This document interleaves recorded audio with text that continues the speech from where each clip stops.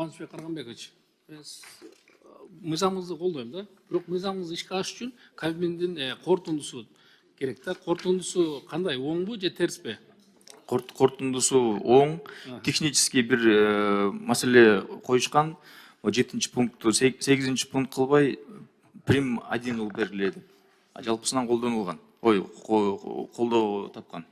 Оң корутунду берилген да. Анда жакшы, бул мыйзамыңыз ишке ашат деген ойдомун. Рахмат. Мен суроом, урматтуу МВДнын биринчи орун басары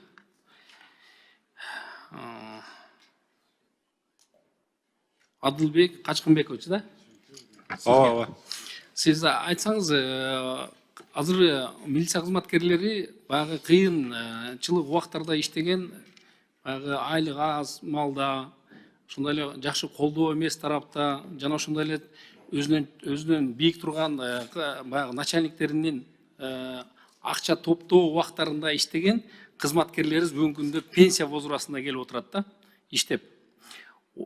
Пенсияга дагы чыгып отурат ошолор 20 жылдан ашкандан кийинчи. Азыр канчасы ошол кызматта иштебейт, бирок ошол кезектүүлүктө отурган да, үй алуу боюнча. Канча кызматкер бар? Бүгүнкү күндө жалпы кезектүүлүктө турган 5000 тегерегинде кызматкер бар. Жана сиз белгилеп кеткен оор учурда негизи туура эмес иш кылгандар боюнча биз ичкиликтөө кызматысы бар, алар боюнча ал дайым биз алардан айрылып келебиз. Бирок негизи мына эмеде турган, кезекте турган кызматкерлер боюнча турак жай комиссиялар бар, ошонун баары толук изилдеп чыгат жана кезекке коет аларды. Кезекте турабы 5000ден ашык. Ошонун канчасы кызмат өтөп, бирок пенсияга чыгып бүгүнкү күндө иштебей жүргөн. Ошолордун дагы бар да тизмеси. Ошол 5000ден ашык кызматкердин 240-ы бул пенсиядагы адамдар болуп эсептелет. 240. Ошолордун кезектүүлүгү сакталып атабы азыр? Ооба. Арызын берген учурдан баштап кезек сакталат. Качан кезектүүлүгү келгенде азыр ГИКке өткөзүп берип койдуңуздар да. ГИКке өткөзүп бергенден кийин кандай болуп калды алардын кезектүүлүгү?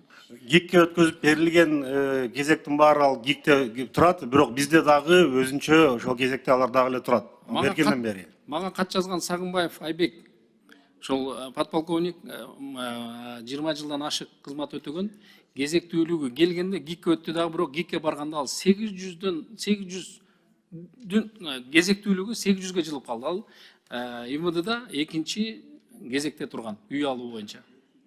Бул жерде Айбек мырза боюнча сиз айткан маселени көтөрүп караганбыз. Республикалык окуу борборунда иштеп ошол жерден пенсияга кеткен. Биз ГИКке жөнөткөндө, жалпы республика менен жөнөткөндө биринчи кезектүүлүктөр андан мурун арыз бергендер бар эле, ошол себептен анын кезеги жылып кетти. Там по дате подачи заявления посмотрели. Ошол себептен по дате вот жылып калган да. 5 баланын атасы, Орукчан 88 жаштагы апасы, өмүр бою милицияда иштеген. Бизнес кыла албайт бүгүнкү күндө, өзүңүз билесиз. Башка жумушка кире албайт. Баласынын экинчи группадагы эмеси бар. Группада ошолорду бир өзүңүздөр бир жардам берип, ошону 800 эмес, кезектүүлүгүн бир алдыга жылдырганга жардам берип койбойсуздарбы? Ал мыйзам долбоорунда каралган биринчи, экинчи группадагы. Айбек мырза бизде дагы эле очередте турат, кезекте. Бизде деле ошол экинчи орунда турат. Ал ГИКке бергенде айтып атабыз го, баягы по подаче заявления с момента регистрации болуп атпайбы? И все, кто вот первоочередники подавали раньше него, получается, они подачи заявлений стали впереди. Поэтому очередь немножко сдвинулась. Там в основном первоочередники только стоят. Это вдовы, это пенсионеры, которые нуждаются, это инвалиды, также многодетные и вот семьи, которые имеют детей инвалидов и с ограниченными возможностями. Бирок, урматтуу министрдин орун басары, сиздер ошо өзүңүздөрдүн кызматкерлериңиздер үчүн күрөшүүңүздөрдү, ошолор үчүн сиздер киргизбейсиздерби, суранбайсыздарбы? Эмне үчүн дегенде ойлоңуздар, азыр бир 30 квадраттуу үйдө жашайт. Балдары чоңоюп баратат. Эртең кызын турмушка бериш керек, баласын үйлөш керек болот. Эм кезектүүлүгү келгенде алар бизнес кыла албайт, башка акча таба албайт, башка жерге кире албайт. Өзүңүз билесиз. Ошол Сагынбаевдер иштеген биринчи убактарда 200 сом, 300 сом, 400 сом, 500 сом, 600 сом айлык алат эле. аны өзүнөн жогору турган начальниктери тигинин туулган күнү, тигинин жакшылыгына, тигинин жамандыгына деп акчаны чогултуп, акча каражаты, айлыгы алынбайт эле. Анан өзүңөр иштеп тапкыла деп көчөгө чыгарып койду элеңиздер убагында. Эми азыр жакшы болуп калды, азыр айлыгын алып атышат. Айлыктары жогору, азыркы жакшы убак келди. Бирок ошол убак кыйналган убактагы кызматкерлер үчүн бир күрөшүп, кичине бир жардам берип койбойсуздарбы? Айбек Алтынбекович, мурунку бизге чейинки кандай иш болгон, эми ал боюнча биз жооп бербей эле коелу. Ал боюнча тарых өзү. Мен сиздерге жооп берди, сиздер токтой туруңуз. Мен сиздер мурунку боюнча жооп бер деп сураган жокмун мен сиздерге. Бирок мен ошол болдогу окуяны эстетип койдум мен сиздерге. Түшүнүктүү. Мен сизге айтып сиздерге ошол кызматкерлер жөнүндө күрөшпөйсүздөрбү, жардам бербейсиздерби деп. Азыр ошол белгилеп кетейин дегеним, ошол биздин кызматкер, сиз белгилеген 800 кызматкер, анын баары тең биздин кызматкер. Алар да көчөдөн келген жок. Алар да биздин кызматкерлер.